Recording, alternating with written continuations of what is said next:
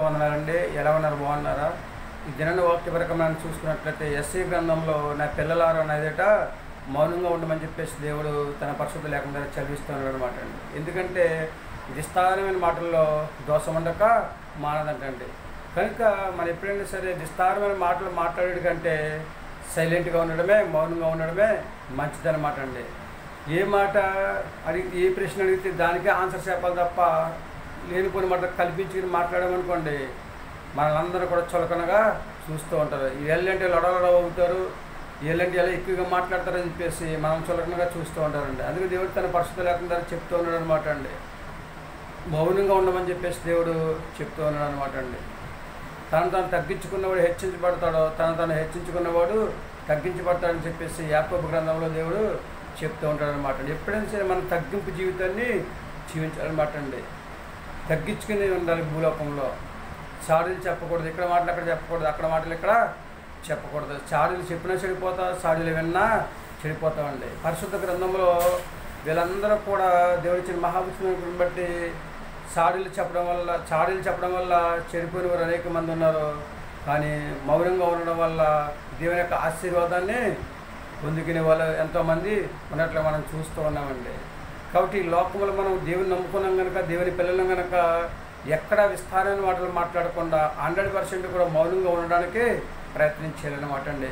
విస్తారమైన మాటలు మాట్లాడామనుకోండి వాదాలు పెరిగిపోతూ ఉంటాయి, భేదాలు పెరిగిపోతూ ఉంటాయి, ఇబ్బందులు పడవచ్చిన పరిస్థితి ఉంటుంది అనమాట అండి. ఎక్కువ ఇబ్బందులు పడవచ్చిన పరిస్థితి ఏర్పడుతుంది అనమాట అండి.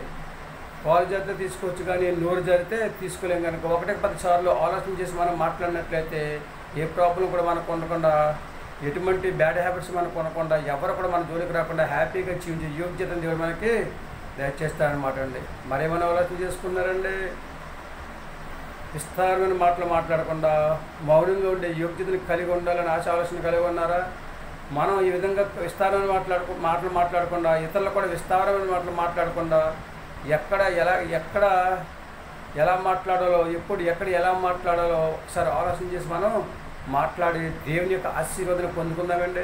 భూమి మీద మంచి ఆరోగ్యం కలిగి ఉండే రాజ్య వారసులుగా జీవించే యోగ్యతను సంపాదించుకునే స్థితిని కలిగి ఉందామా? మరేమంటారండి?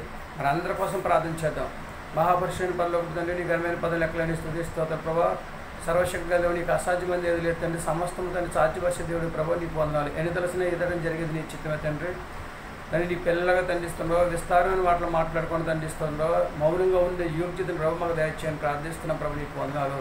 పరిశుద్ధ గ్రంథంలో అనేక మంది విస్తారమైన మాటలు మాట్లాడడం వల్ల తండ్రిస్తున్నావు, నష్టపోయినట్లు మేము చూస్తూ ఉన్నాం, నీకు వందనాలు. వాదాలు పెరిగిపోతూ ఉంటాయి, భేదాలు పెరిగిపోతూ ఉంటాయి, ఇబ్బందులు పడవలసిన పరిస్థితి ఏర్పడుతూ ఉంటారు కనుక తండ్రిస్తున్నావు. మౌనంగా ఉంటే ఏ ప్రాబ్లమ్స్ ఫేస్ చేయవలసిన అవసరం లేదని నీకు వందనాలు తండ్రి. అట్టి విధంగా ఉండే యోగ్యత దయచేయండి తండ్రి. మంచి జ్ఞానంతో ప్రభావ మాట్లాడే యోగ్యత మాకు దయచేయని ప్రార్థిస్తున్నాం ప్రభావ. నీ నామాలు విశ్వాసంతో ప్రార్థన చేసుకుంటే ఎప్పుడు ఎక్కడ ఎలా మాట్లాడాలో తండ్రిస్తుందో నేను అడిగితే ప్రభావ ధారాళంగా మీరు దయచేస్తూ ఉంటారు కనుక తండ్రిస్తూ ప్రభావ. ఈ దినాన్ని తండ్రి ప్రభావ పిల్లలందరూ కూడా దీవించండి, ఆశీర్వదించండి. వివాహం కోసం ఎవరైతే వివాహం కోసం ఎదురు చేస్తున్నారో వారికి వివాహం దయచేయండి. వ్యాపారం చేస్తున్న వారిని, ఉద్యోగాలు చేస్తున్న వారిని తండ్రి, చేతులతో చేస్తున్న వారిని వాహనాలు నడిపోవద్దండి. ప్రతి ఒక్కరు కూడా దీవించి ఆశీర్వదించి అందరికీ మంచి ఆరోగ్యం దయచేయమని మా ప్రార్థన అనిపిస్తాను. మా ప్రార్థన దయచేయని మా కొరతను యేసుక్రీస్తు శ్రేష్టమైన నమ్మడి వేడుకొంచున్నాం తండ్రి. ఆమేన్. అందరికీ వందనాలండి. తిరిగి దేవుని ఆశీర్వాదం మీకు కాక దేవుడు మేము దీవించి ఆశీర్వదించిన కాక ఆమె దేవుడు ఇచ్చిన మహావుచ్చిన కొనబడి దేవుని అడగండి. ప్రభువా, మేము ఎప్పుడు ఎక్కడ ఎలా మాట్లాడాలో మాకు నేర్పించండి. విస్తారమైన మాటలు మాట్లాడుకున్న తండ్రి, మౌనంగా ఉండే స్థితి మాకు దయచేయండి. ప్రభువా, నీవు ఇచ్చిన మహావుచ్చిన బట్టి మమ్మల్ని అందరూ కూడా దీవించండి, అయినా ఆశీర్వదించండి. ఇప్పుడు కూడా మేము సాటిలు చెప్పకుండా ఉండే యోగ్యత మాకు దయచేయండి అని చెప్పేసి దేవుని అడిగితే ధారాళంగా దేవుడు మనకి మంచి జ్ఞానంతో మాట్లాడే యోగ్యతను దేవుడు మనకి దయచేస్తూ ఉంటాడండి. మరి ఏమైనా ఆలోచన చేసుకున్నారో చక్కగా విస్తారమైన మాటలు మాట్లాడకుండా సైలెంట్గా ఉండే యోగ్యత దేవుని అడిగి ప్రార్థన చేసి దేవుని అడిగి సైలెంట్గా మౌనంగా ఉండే యోగ్యతను కలిగి జీవించాలని చెప్పేసి ఆలోచన కలిగి ఉన్నారు. 100% దేవుని అడగండి, దేవుడు మనకు నేర్పిస్తూ ఉంటాడు.